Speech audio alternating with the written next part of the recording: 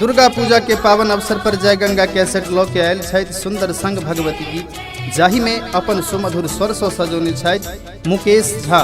आओ सुनी जगत जननी जगदम्बा।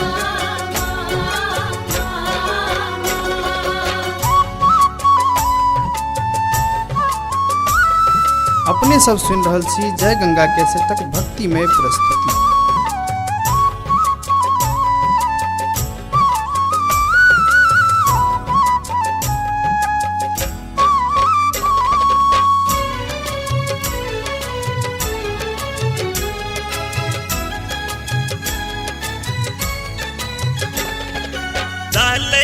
दर्द से छाती है मोर विपदा सुनियो, डालैया दर्द से छाती है मोर विपदा सुनियो।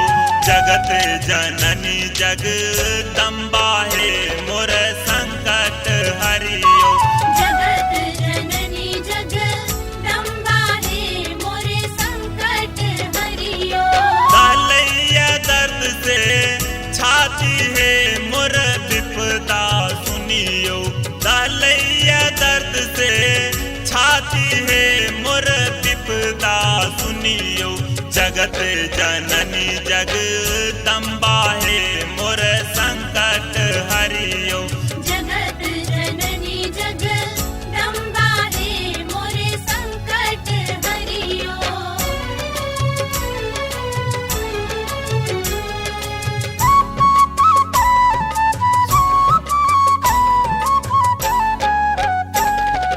सुनबै ने अहाँ जा ककरा कहबै, आबो कतेक दिन टूगर कहेबै।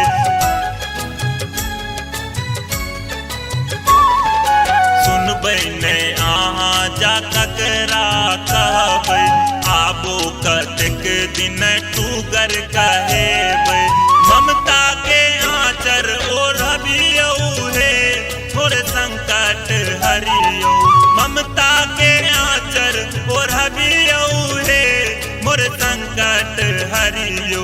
जगत जननी जगदम्बा ये मोर संकट हरियो। जगत जननी जगदम्बा है मोर संकट हरियो। जय जय माँ, जय जय माँ, जय जय माँ।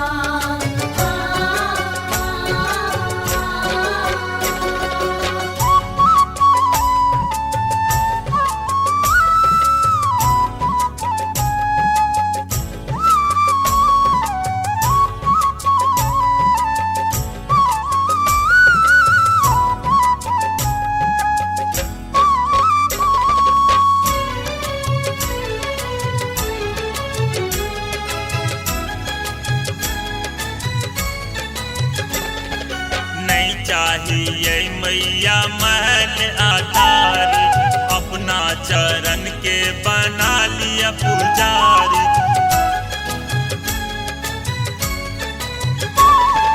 नहीं चाहिए मैया महल अटारी, अपना चरण के बना लिया पुजारी। जीवनक आशा पूरा दियो हे मोर संकट हरियो। जीवना के आशा पूरा दियो हे मोर संकट हरियो। जगत जननी जगदम्बा है मोर संकट हरियो।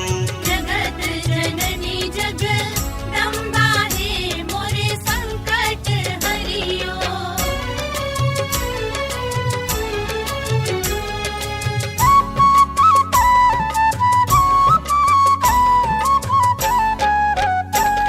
मुकेश के बात के बुझते है मैया, अहाँ बिना के सुनते है मैया। मुकेश के बात के बुझते है मैया, अहाँ बिना के सुनते है मैया। दिक्की के नूर अहाँ पोछियो हे मोर संकट हरियो। जिंदगी के नूर आहा पुछियो हे मोरे संकट हरियो जगत जननी जगदम्बा हे